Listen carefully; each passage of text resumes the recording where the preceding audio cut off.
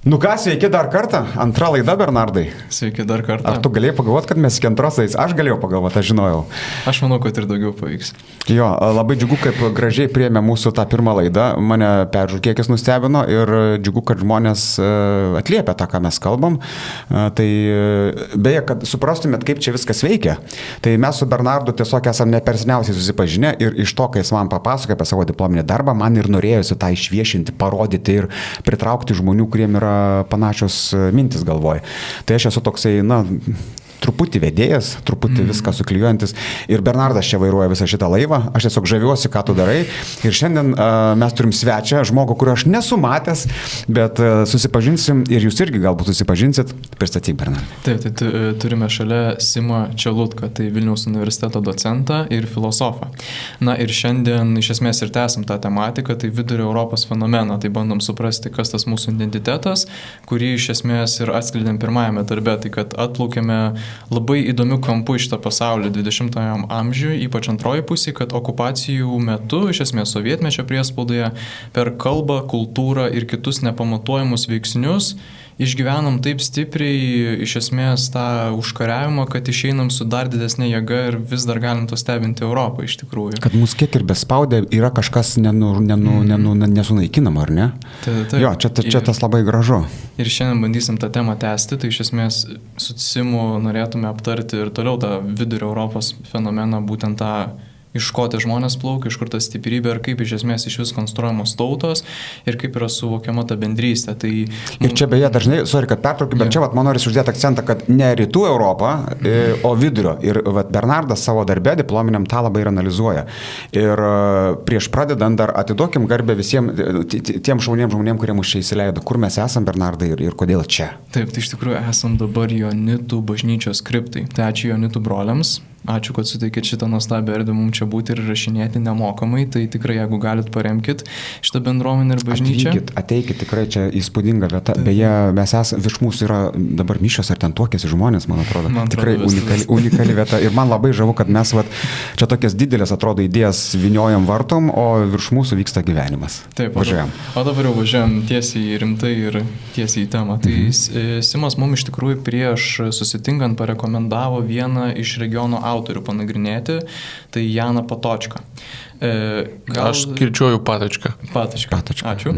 Tai gal ir pradėkime nuo jo, nes iš esmės pats ir žmogus yra prisidėjęs prie nepriklausomybės, iš esmės prie tų visų idėjų kultivavimo. Ar Simai galėtum jį trumpai pristatyti, kodėl manai jis yra vertingas mums kaip vidurio Europą nagrinėjantiems suprasti kaip asmenybė? Čia Lenkas, ar ne? Ne, Čekas. Čekas, aš mačiau, mąsčiau. Taip. Dėl to gal pas mus jisai ir yra mažiau žinomas, bet aš pats jį atradau gal tik tai prieš 2-3 metus ir tiesiog nustebau, kad visai šalia vidurio Europoje ir netaip seniai, 20-ame amžiuje, šitas regionas buvo išauginęs tikrai labai įdomų mąstytoją ir iš tikrųjų galingą fenomenologų atstovą, nes Janas Patočka buvo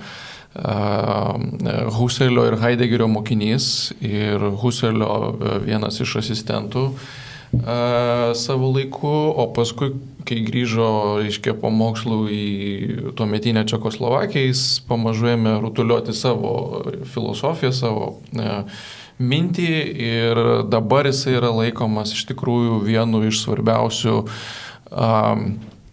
antros, trečios kartos fenomenologų Europoje. Tai yra netoli Eugeno Finko, netoli Merleau-Ponty, netoli Hannah Arendt pagal, sakykime, tokią savo minties gelmę.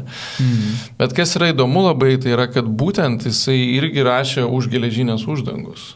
Ir jisai patyrė iš esmės tas pačias, arba bent jau panašias politinės tragedijas ir perturbacijas, kurias ir mes Lietuvoje perėjom. Dėl to, kai aš ėmiausi skaityti Patočką, aš kažkaip taip labai maloniai nustebau, kad turime mąstytoją, kuris turi galingą tokią filosofinę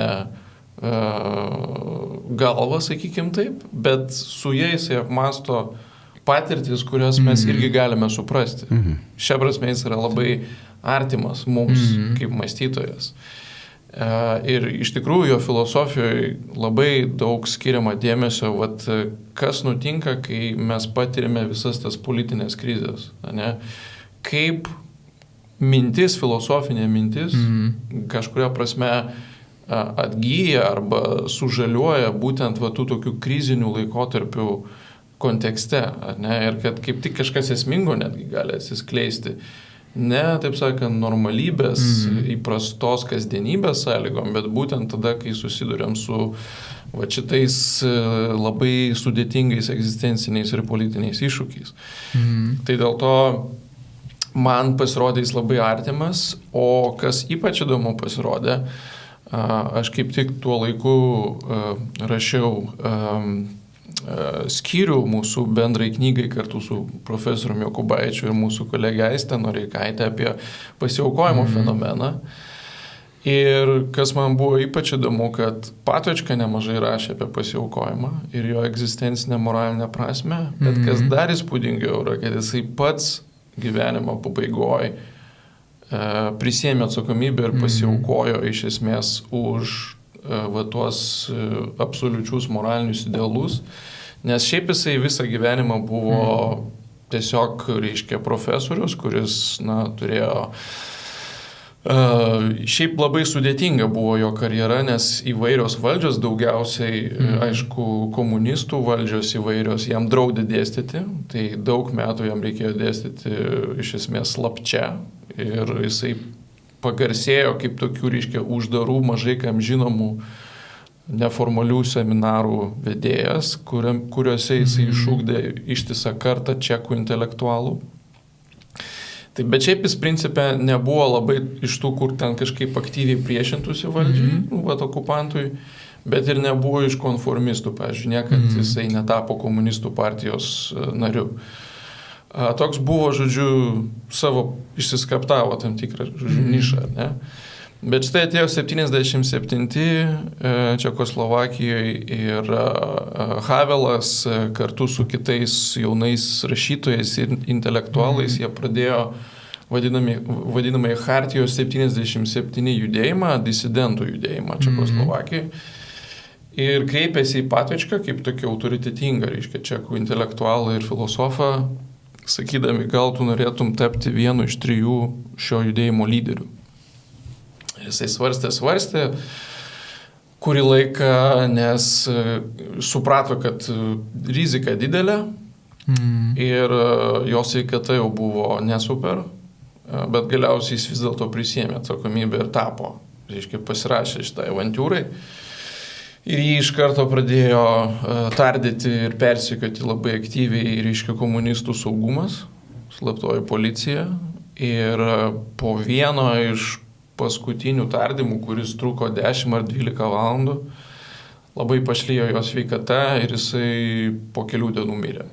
Ir tada, reiškia, jo laidotuvės buvo didelis įvykis tuometiniai Čekoslovakijoje, ten labai bandė valdžia kažkaip ten visus išsklaidyti ir sumažinti garą, bet susirinko labai daug žmonių ir iš tikrųjų čekų politinėje atmintyje Patočka nuo to laiko išsirašė kaip tas, kuris pasiaukojo vardan idealų ir vardan kažko aukštesnio negu tavo tiesiog asmenis saugumas, komfortas ir panašiai. Ir iš tikrųjų, jeigu skaitai jo būtent Chartijos 77 tekstus, kuriuos jis dar spėjo išleisti, kol buvo gyvas, labai įspūdingi tie disidentiniai jo tekstai ir aš manau, kad mes čia lietuviai galėtumėm pasirašyti visiškai 100% po tais tekstais ir gal mes netgi ir turim panašių, aš nežinau, bet tai kaip jisai dar susijo, sakykime, tą visą disidentinę mintį su visa, reiškia, vakarų filosofijos tradicija galinga, tai, tiesiog įspūdinga skaityti yra. Ir vienam iš tų tekstų jisai sako, yra garsi tokia frazė, kad sako, gyvenime yra dalykų vardan, kurių verta kentėti. Ir jam tai yra būtent tie pamatiniai idealai, reiškia laisvė, orumas, teisingumas. Ir netoks jau dažnas atvejis, kai turim intelektualą, kurio žodžiai atitinka darbus. Jis ne tik rašė apie pasiaukojimą, bet realiai pats pasiaukojo. Tai kadangi tai nėra taip dažna, tai sakyčiau, man Patočka dar įspūdingesnis darosi iš tam kontekste, kaip toks filosofo, kuris atsako už savo žodžius pavyzdys. Jo, čia tas kentėjimo momentas man įdomu, nes mes ir kai kalbėjom po tavo papasakojimą apie diplominį, man tas buvo įdomu, kad čia mes ir lyginomės tuo, kad mes neseniai Lietuvoje ir šitam visam gale įgijom nepriklausomybę ir mes dar turim tą gyvą istorinę atmintį, kad laisvė kainuoja, tai nėra nemokama, savaime suprantama ir šitų aktualijų fone. Čia ir matėm tą tokį, šokantį, kad pas mus tas vertės momentas, jis yra labiau suprantamas. Čia nereikia labai daug kam aiškinti, nusileidus lėktuvu, kiek, kad laisvė nėra savaime suprantama. Ir tas yra, tas labai kabino. Šiaip gal man, kadangi šiek tiek susipažinau irgi su Patočka, labai užkabino ta jo mintis su tuo būtent technikos ir apšvietos santykių su moralė. Taip pat norėčiau, kad čia irgi prasiplėstume, nes bent jau man susidarė įspūdis, kad iš esmės, mūsų regionas geba išplaukti į tą teisingesnį moralinį pradą, tą visuomeninį tokį gerbuvį, realiai dėl to, kad mes suvokiam to kainą. Iš esmės, mano darbe, kai nagrinėjau Milošą, jis tiek sovietams, tiek vakarams sakė, jūs jau abudu per daug žiūrite viską moksliškai, per daug viską bando, skaičiuoti skaičiais, ir iš esmės dėl to prarandat žmogiškumą. Ir dabar toks man būtų klausimas, Simai, kaip tu manai, ką turėtume reformuoti galbūt, keliaujant į ateitį, nes jeigu Vidurio Europa, tarkim, norėtų būti ta nešėja, to būtent naujo būdo vienyti visuomenės, nes akivaizdu, kad vakaruose turim to stygių ir iš esmės problemas, mes tai dar atsimenam, bet kitos valstybės to iššūkio tiesioginio sekuliarumui neturėjo jau kurį laiką. Tai kaip tu manai, vis tiek apšvietos neatsisakysim, panašu, kad tai yra per ilgas ir per daug gėrio atnešęs iš tikrųjų judėjimas. Bet kaip tada padaryti, kad visame mūsų sumokslintam pasauliu individas vėl taptų asmeniu? Ar Patočka kažką siūlo šitoj vietoj? Šiaip iš tikrųjų, kai pristatėjai Milošo tą poziciją dėl technikos, tai Patočka, aš manau, labai panašiai iš tikrųjų matė ir jis netgi kalbėjo apie tokia savoka buvo technomokslas. Tas technomokslas ir yra ta mokslo forma, kuri pas mus pastaraisiais šimtmečiais įsivyravo, kur praktiškai mes į viską, į gamtą, net ir į kitus žmonės žiūrim kaip į resursus, kuriuos kažkokią formą galim panaudoti savo tikslams. Tai tame jis, aišku, matė didelį pavojų ir praktiškai norėjo tokias statyti sienas, kad šitas dalykas tikrai turi savo vietą gyvenime, nėra taip, kad čia, iš principo kažkaip blogai.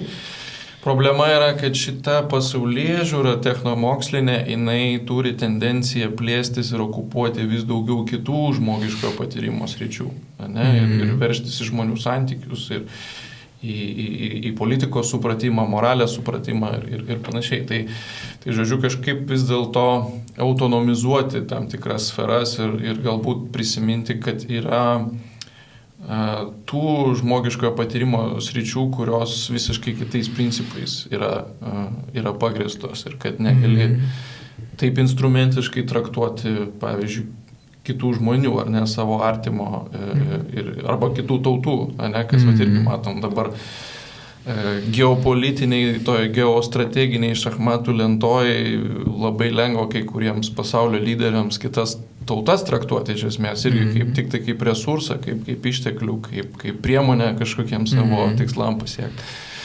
Tai aš sakyčiau, kad čia tas svarbus momentas yra ribų išlaikymas, ribų pajautimas, kad tu turi savo legitimę vietą, bet tu negali okupuoti viso žmogaus patirties peizažo. Ta prasme, kad tai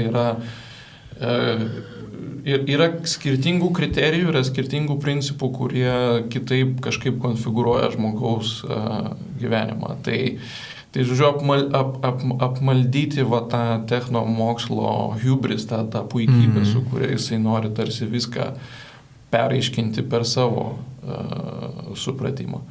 Tai man atrodo šitas dalykas ir viena iš tokių esminių savokų, kurią Patočka rutulioja, taip sakant, iš esmės per visą savo gyvenimą. Tai yra, jisai sako, kad Europos civilizacijos pagrindas yra rūpestis siela.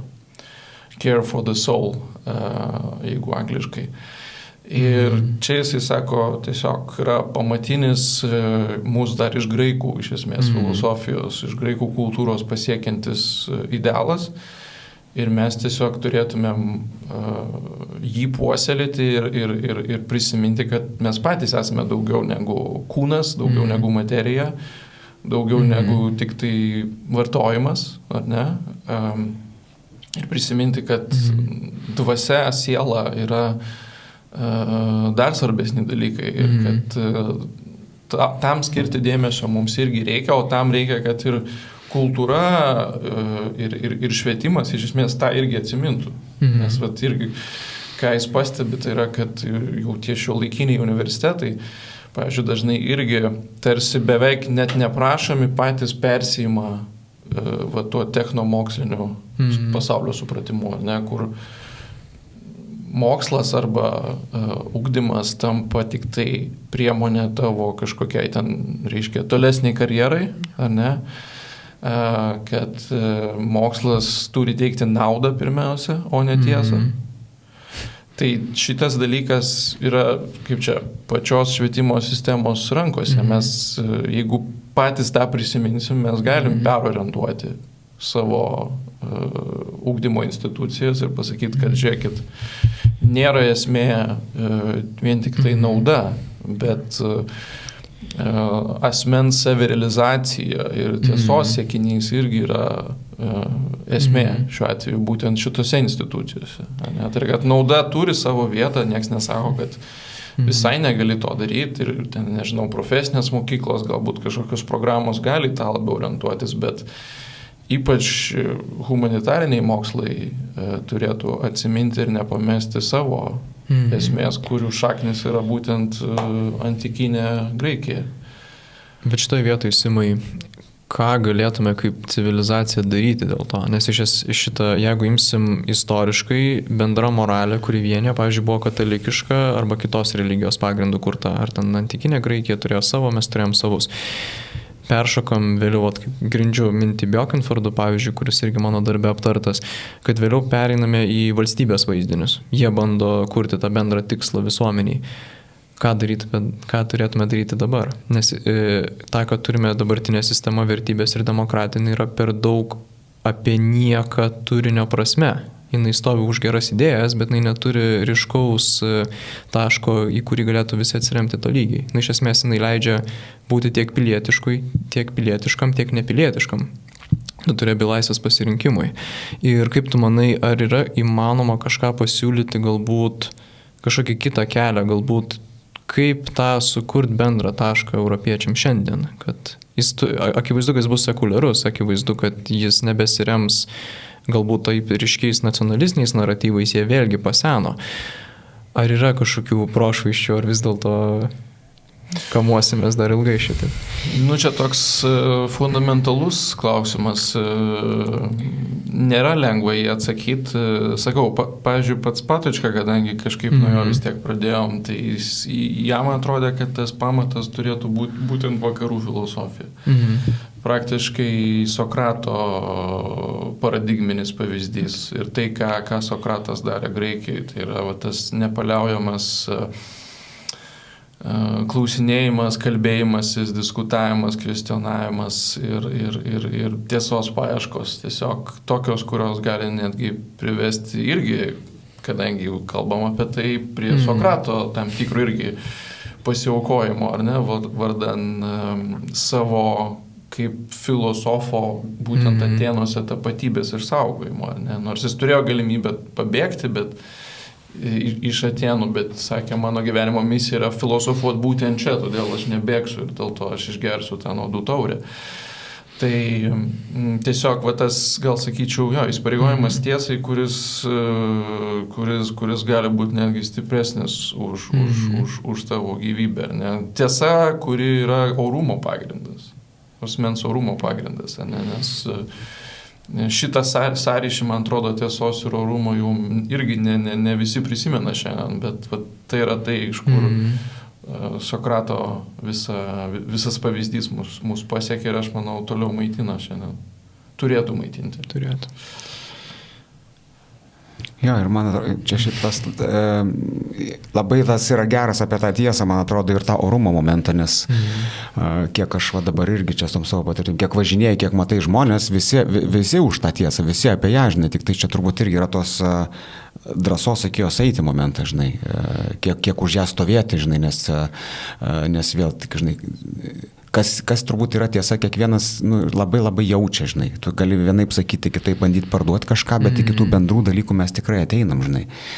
Tai vat, jo, man, tik tai vat, jo, mes va čia ir ieškom, žinai, atsisėdę, aš tu labai konkrečiai paklausai, bet aš manau, kad mes vat, kažką čia tikrai iki kažko atkasim, jeigu ne mes, tai po mūsų gal kiti, žinai, bet man patinka, nes jo, mes, aš sakau, man atrodo, mes ir su pirmoje laidoje su profesorium, kai kalbėjom, man atrodo irgi aš tą iškėliau, kad man labai žavu, man labai vertinga, ką mes turim dabar Lietuvoje, nes mes turim 3 labai skirtingas kartas gyvenančias vienu laiku, reiškia, iš esmės jo apie vieną laiką gal kalbėti. Yra žmonės, kurie labai atsimena buvusią tvarką, save tada pastatė ir jiems dabar yra, vis dar turbūt yra sunku adaptuotis, nes jiems tie iššūkiai turbūt, žinai, reguliariai ateina.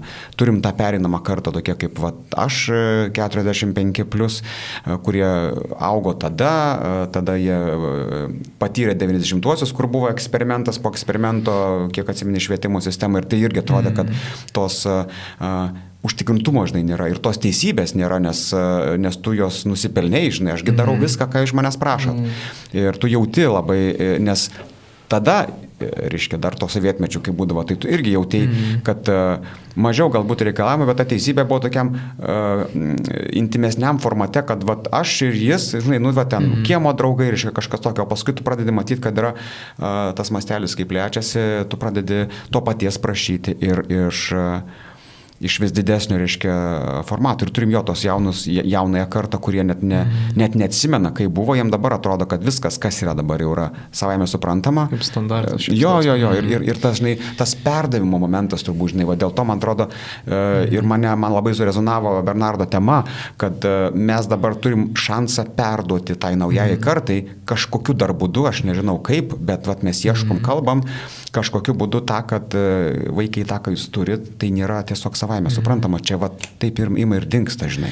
Šiaip man Timūrai priminė vieną iš Čelutkos darbų, tai apie Ukrainos pasiaukojimą ir kaip vakarai jo žvelgia, nes iš tikrųjų puikiai parašytas straipsnis, labai patiko mintys, kad atrodo... Aš pabandysiu beįdėti nuorodą arba kažkaip. Jo, būtų labai gerai. Ir kad labai kas užkabino tą patį idėją, kad atrodo mums yra savaime suprantama. Mes dar atsimenam, kad vėlgi, kaip Timūrai, tu sakai, mūsų kartos vis dar mato praeitį, mato senolius, mato dar tą prisiminimą, dar tos sovietinius gramozdus likusius gatvėje, mes jasgi matom ir žinom, apie ką jie yra. Mums natūralu suvokti Ukrainos kančiai realiai. Tuo tarpu panašu, kad vakarams sunku susitapatinti ir Simai, ar galėtum plačiau praplėst apie ką ten rašy, nes iš tikrųjų labai, manau, yra vertinga pasidalinti. Kokios įžvalgos? Tai taip, mano turbūt vienas iš esminių atskaitos taškų tame tekste tai buvo labai garsus vokiečių filosofas Jurgenas Habermasas, kuris mirė visai neseniai, tarp kitko. Kol rašiau tą straipsnį, dar nebuvo miręs, tai jisai yra laikomas tokiu kaip ir vienu paskutiniu apšvietos projekto gynėjų, kuris tikrai toks galingas ir stiprus ir įtakingas, reiškia, visoje Europoje, bet ypač Vokietijoje. Ir jis toksai, žodžiu, geras liberalas, kuris sako, kad esmė politikoje tai turėtų būti mūsų gebėjimas diskutuoti ir pasiekti dialogą, pasiekti konsensusą. Ir tam, kad mes tą pasiektume, mums reikėtų atsisakyti kuo daugiau, reiškia, įvairiausių praeities prietarų, mitų ir religijos. Su religija labai įdomus santykis, nes pabaigoje karjeros jis priėjo prie minties, kad vis dėlto religija irgi turi savo argumentą viešoje erdvėje, bet ilgus metus neigia tai. Ir kad sakė, kad religija, pavyzdžiui, turėtų kažkaip religiniai žmonės turėtų išsiversti savo argumentus į sekuliarią kalbą tam, kad jinai galėtų irgi dalyvauti viešojoje erdvėje ir kad kiti žmonės galėtų suprasti, ką sako, reiškia, tikintieji. Tai va, ir kas man buvo labai įdomu, reiškia, tik prasidėjus Rusijos jau pilno masto karui prieš Ukrainą, po poros mėnesių jisai paskelbė straipsnį, reiškia, Vokietijos dienraštyje. Ir ten jo mintis buvo tokia, taip sutrumpinus, kad taip mes vakariečiai labai žavimės ukrainiečiais, mums tikrai daro įspūdį, su kokiu pasiaukojimu ir atsidavimu jūs ginate savo tėvynę. Bet. Negalėtų čia būti, bet pas mus, ne? Bet mes niekada negalėsim iki galo jūsų išjausti ir jūsų suprasti, nes Europa po Antro pasaulinio karo, o ypač jau po Berlyno sienos griūties, gyvena postherojiniai epochai. Čia jo terminas. Ir ką jis turi omeny? Jis turi omeny, kad Europa, ypač po Hitlerio, suprato, kad visi tie turiniai senieji, apie kuriuos ir pats užsiminiai, jie visą laiką produkuoja, reiškia, konfliktus, smurtą, karus ir panašiai. Todėl mums reikia išeiti į pilnai tokią racionalią erdvę, kur jo dominuotų teisė, kuri yra nešališka, ekonomika, kuri yra rinka, kuri tarsi irgi yra nešališka, visi kažkaip prekiauja tarpusavį ir tiek. Humanitarinė moralė, kuri yra tokia, reiškia, abstrakti už kiekvieną žmogų ir panašiai. O visos tokios skirtis tarp tautų, tarp valstybių ir panašiai turėtų kaip ir ilgainiui nunykti, nes jos produkuoja visą laiką konfliktus ir smurtą. Ir dėl to bet koks herojiškumo arba didvyriškumo toks protrūkis, kurį stebėm Ukrainoje, maždaug iš šono gal mes ir galim tai vertinti kaip tokį beveik estetinį fenomeną, palankiai, bet mes niekada negalėsim pilnai jau įeiti į šitą modusą, nes mes jau kurį laiką gyvename toj postherojiniai erai. Na ir mano tokia polemika buvo su Habermasu, reiškia, kad vargu ar įmanoma taip paprastai nuspręsti, kad tu jau gyveni postherojinėje epochoje, nes kartais tai priklauso ne tik tai nuo tavęs. Jeigu ateina priešas, kuris tave pasirenka priešų, ir tai yra prieš tavo norus, tai tu negali nereaguoti į šitą reikalą, ne? Ta prasme, tu gali ilgai kažkokioj iliuzijų pasaulyje gyventi, bet jeigu priešas tave pasirenka priešų, kažkaip tau reikės gintis galiausiai, jeigu nenori visiškai susinaikinti, ar ne? Tai, žodžiu, kažkaip tokio reikia reality checko viso iš toj situacijai. Ir kitas dalykas, panaši situacija iš esmės buvo ir tarpukariu, kai jau galbūt irgi atrodė, kad viskas jau karas jau buvo, nieko daugiau nebus, bet štai dar vienas karas labai greitai atėjo ir panašiai. Tai situacija ir aplinkybės labai keičiasi. Ir kažkaip, man atrodo, taip tiesiog pasakyti savo, kad mes jau esame visiškai kažkokiam kitam būvyje, yra tiesiog pernelyg naivu. Bet ką jis, tai aš manau, kur jis yra teisus, tai jisai duoda terminą, kuris padeda galbūt suprasti, kur yra prasilenkimas dabar tarp, sakykime, rytų vidurio Europos požiūrio, ypač į Ukrainą, ir galbūt to, kas yra kai kuriuose vakarų valstybėse, ar ne? Tai aš manau, kad tas prasilenkimas čia užčioptas visai neblogai, bet, sakau, aš truputį priešinuosi tam tokiam normatyviniai išvadai iš viso šito, kad maždaug, tai viskas, tada jau mes čia nusiplaunam rankas ir gal truputį jūs ir paremsim, bet maždaug tik tiek. Tokį mygtuką check out paspaudžiam.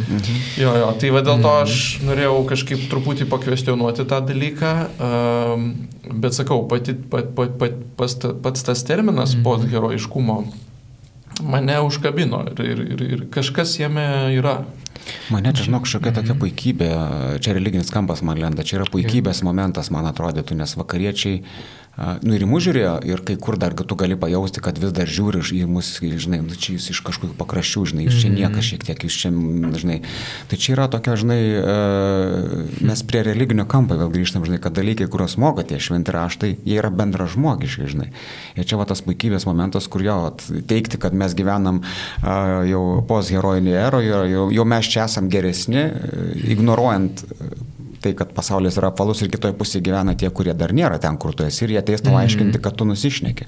Ir jie aiškins turbūt agresyviausiai įmanomą būdų, nes tai buvo tūkstančius metų.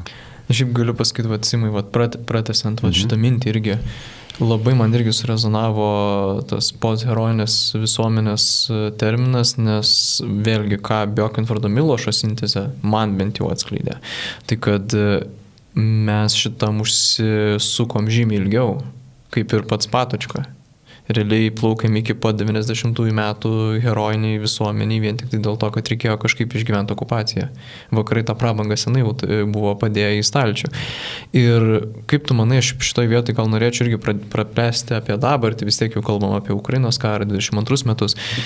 Bent jau man susidaro įspūdis, kad tas herojinės ir postherojinės visuomenės sankirtis tarp rytų ir galbūt rytų ir vakarų, gal tikslingiau vidurio Europos sakyti, šitoj vietoj, man atrodo, jis iššūkia labai įdomias politinės realijas, bet čia vėlgi mano mintis, man bus įdomu, kaip tu ją matai.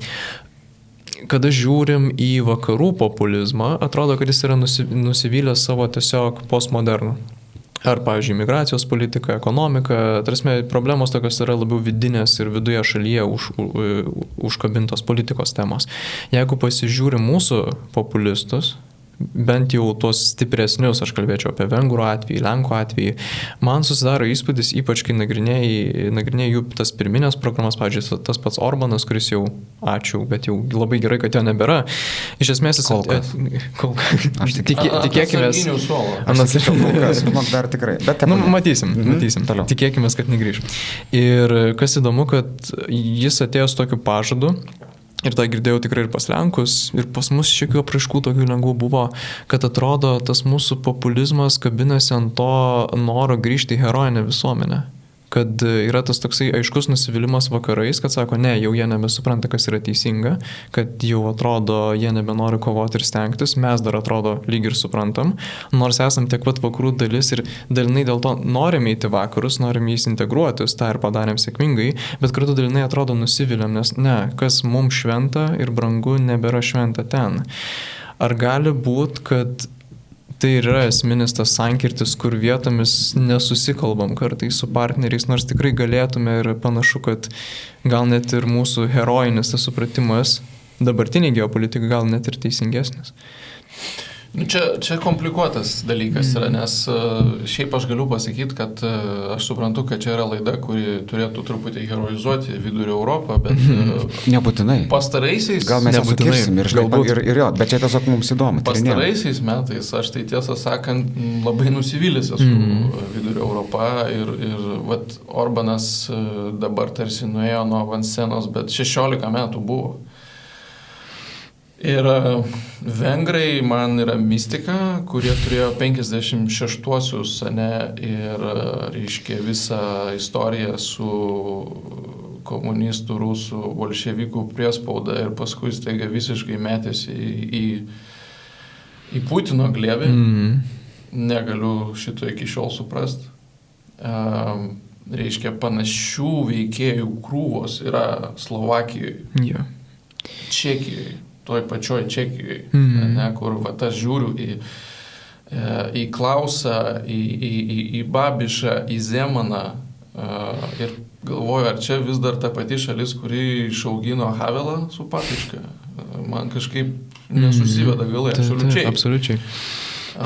Ir kažkaip, kai Lenkijoje dabar, pavyzdžiui, kai žiūriu jų konfliktą su Ukraina, ir kokios ten nuotaikos dėl ukrainiečių, tai dideli klausimai kyla, tiesą sakant, dėl būtent vidurio Europos tapatybės šiandien. Aš nebūčiau toks tikras, kad čia yra ta tikroji kažkokia civilizacinė alternatyva, kurios reikėtų siekti. Gal netgi rytų Europoje dabar daugiau, nes čia aš nežinau.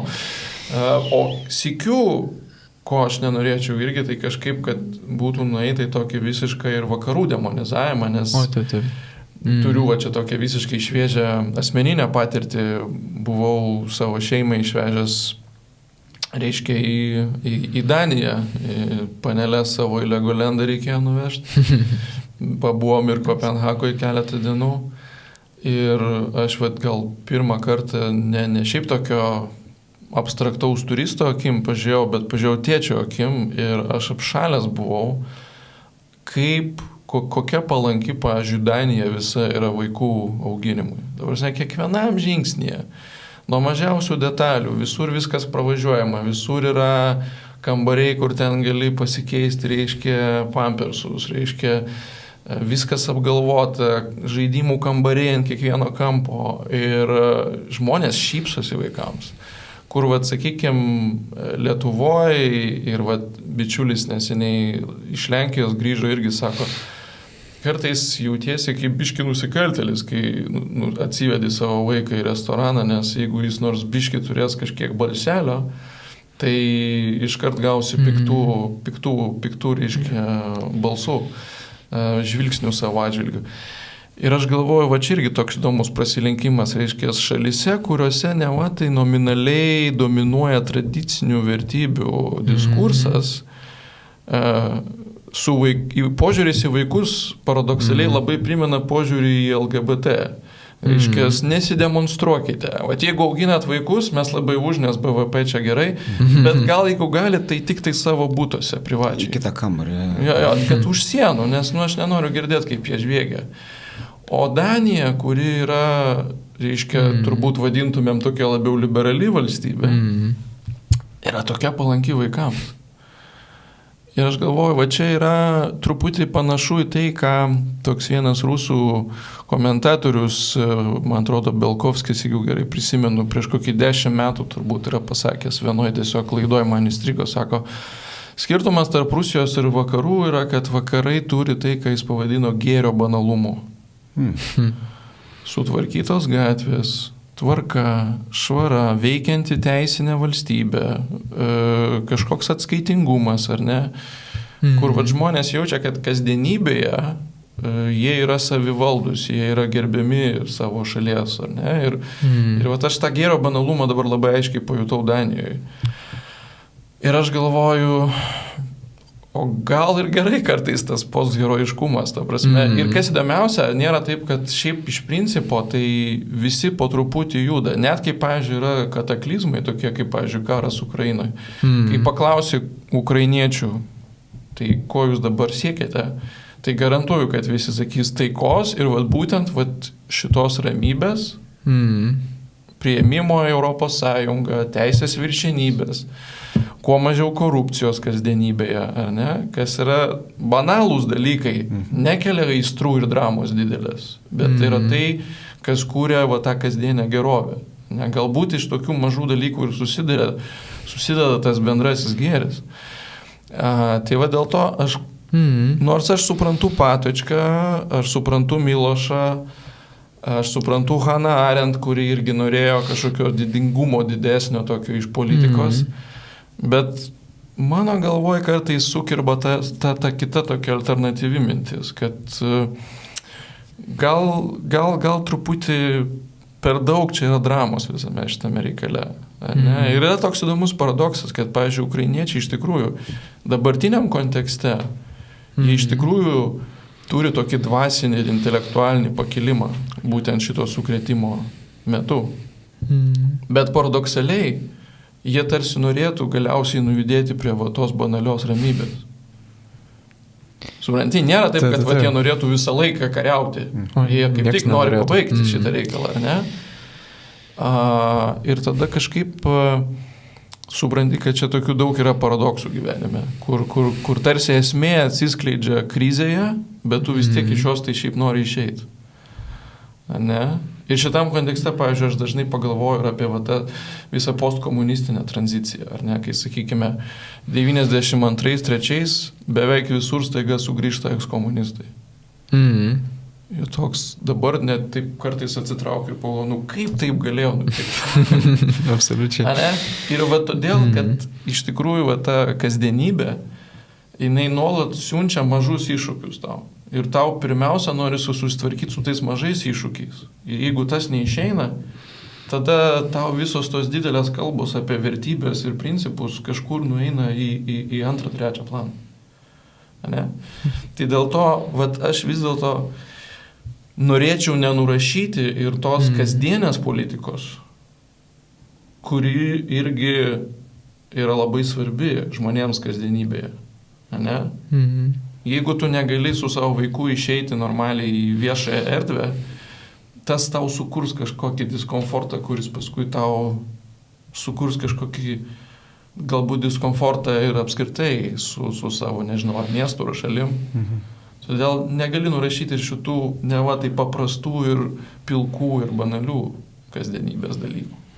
Čia man per tą psichologinę pusę labai įdomiai jungiasi, kad tai yra visą laiką, čia kaip ir bet kuriam santykiai, žinai, yra vienas, kuris sako, kitas turi klausyti, žinai, apie tą išklausimo momentą, nes va, tas buvimas, galėjimas būti su vaiku, reiškia, Danijų tokiam formate, tai yra tai, kad tave kaip pilietį, kaip tėtį arba mamą išgirdo šalis, išgirdo visuomenę tokia didesnė, žinai, prasme, ir tu ten esi priimamas. Pas mus turbūt mes dar mokinamės išgirsti, nes mes 50 metų su virš mokinamės klausyti, o sakyti taip ir neišmokom. Ir dabar mes, man atrodo, mokinamės sakyti, sakom labai tokiam kartais kraštutiniam formom, bet čia, man atrodo, yra normalu tokia, žinai, kaip ir paauglystės tam tikrą formą visuomenį, kur mes dabar čia įrodysim ir mums kuo labiau aiškinsimės, tuo labiau priešinsimės.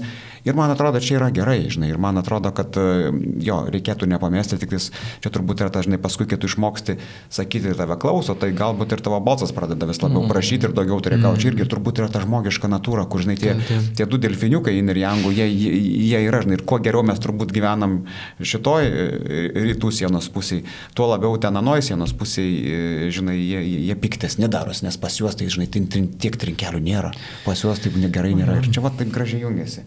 Tai mes, Bernardai, esame savo laidos trukmė, ar mes gal užbaigim šį kartą ir mes pasikviesim svečią dar kartą. Ar tu nori dar? Gal nes mes tarėme su Bernardu, kad 40 minučių ir bandysim neviršyti, bet aš jaučiu, kad tai tu dėk dar. Bus, jeigu jums patinka, tai čia yra svarbiausia, kad patiktų. Daugirda kalba, vadinasi, podcastas. Iš tikrųjų, tai čia labai mes gražiai iš tikrųjų priartėjom prie tokios kaip ir temos uždarimo. Tai gal man kaip vienintelė mintis tokia kirba, Simai. Tai man atrodo, kad jeigu per daug komforto blogai, bet per mažai komforto vėlgi, nes gyvenam nuostabiais laikais. Realiai, šitoj vakarų daly gyvenam nuostabiai, nuo Portugalijos iki Lietuvos gyvenam žiauriai gerai. Bet tada kartais atrodo vangumo irgi apstu, nors kaip ir sakai, ukrainiečiai irgi pavargo kovoti. Irgi nori gyventi kaip mes. Tai tarsi, kaip tu matytum toks galutinis klausimas, ar įmanoma išspręsti, ar šitas paradoksas yra realiai išsprendžiamas? Ar turim praeiti iššūkius, ramybę iššūkius, ar galim kažkada turėti tą, kaip Fukuyama sakytų, istorijos pabaigą, ar tai yra įmanoma? Labai sudėtingas klausimas. Man atrodo, kad sunkiai šiaip išsprendžiamas šitas paradoksas, labai panašiai sunkiai kaip ir tas paradoksas, kad principiai neįmanoma pasiruošti karui. Čia vat irgi, žinai, daug diskutuojama pastaraisiais metais. Tai kaip, vat, kol dar jo nėra, bet vat jam pasiruošti. Ir aš manau, kad neįmanoma. Aš manau, kad, ta prasme, ginklų ten nusipirkti gali ir nežinau, ten stiprinti Šaulių sąjungą ten ir taip toliau ir panašiai. Čia vienas dalykas, bet ką aš noriu pasakyti, kad neįmanoma psichologiškai pasiruošti karui. Tu negali savo kasdienybės taip staiga imti ir, žinai, suskliausti ir galvoti, kad, vat, ne, žinai, tas komfortas čia yra laikina, bet kurią akimirką gali smogti, žinai, priešas, todėl aš dabar kažkaip čia mažiau, nežinau, mėgausios tą savo kasdienybę. Neveikia. Neįmanoma. Ir dėl to lygiai tas pats beje galioja ir vakarams, vat, kai visi sako, oi, visi jie ten tokie ištyžę ir vartoja. Tu nežinai, kaip reaguos šveicarai, austrai arba italai, jeigu, žinai, okupacinės pajėgos priartės prie jų sienų. Tu nežinai. Gali nutikti stebuklas. Pirmo, antro pasaulinio karo istorija rodo, kad kai reikia, žmonės mobilizuojasi. Tai man atrodo, čia dėl to yra ir su to taikos ir karo santykių irgi, man atrodo, tas paradoksas neišsprendžiamas, kur aš, pavyzdžiui, su pavydu žiūriu dabar į ukrainiečių kultūrą ir jų dvasią, taip bendrai paėmus, ir turiu privilegiją prie jos prisiliesti per studentus, nes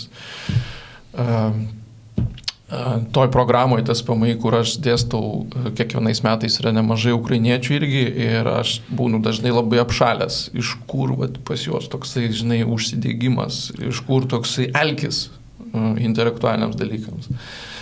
Ir aš galvoju, mes dabar tokie apsnūdė palyginus.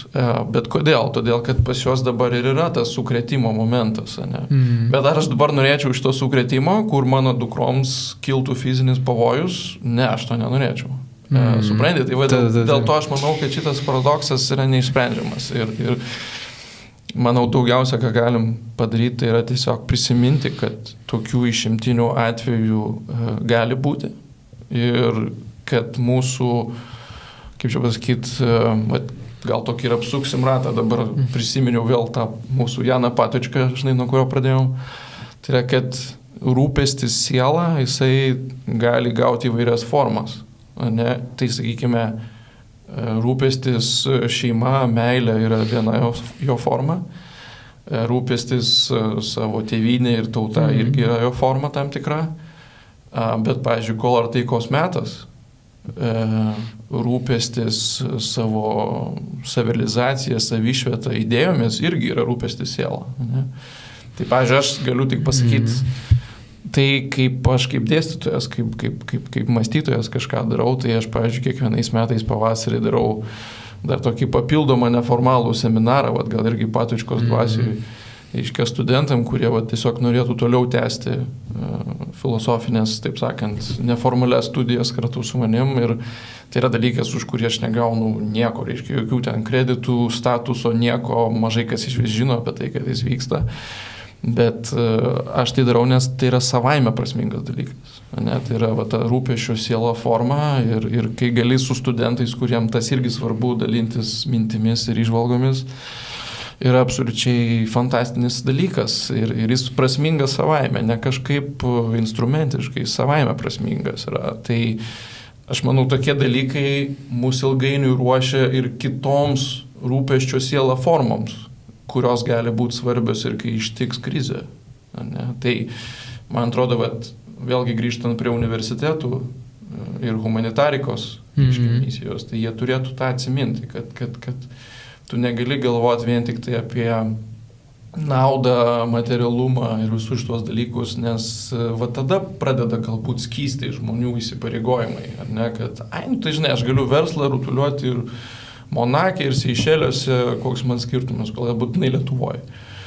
Tai jeigu tu nori kažkaip parodyti, kad čia turi būti kažkoks santykis ir ryšys, tu turi tuos dalykus kažkaip aktualizuoti jau dabar, jau savo studijose, jau savo programuose, žinai. Tai aš nežinau, visuotinio atsakymo nėra, bet tai yra tai, ką aš galiu pasakyti kaip dėstytojas ir universiteto žmogus. Tai tikriausiai šiandieną tiek. Ačiū visiems. Ačiū visiems, ačiū Simai, kad atvykai ir lauksime kitose epizoduose. Kada jie bus, aš nežinau, mes esame nereguliarūs, bet mes esame laisvi žmonės, todėl kai bus, tai ir bus. Ačiū visiems dar kartą. Ačiū.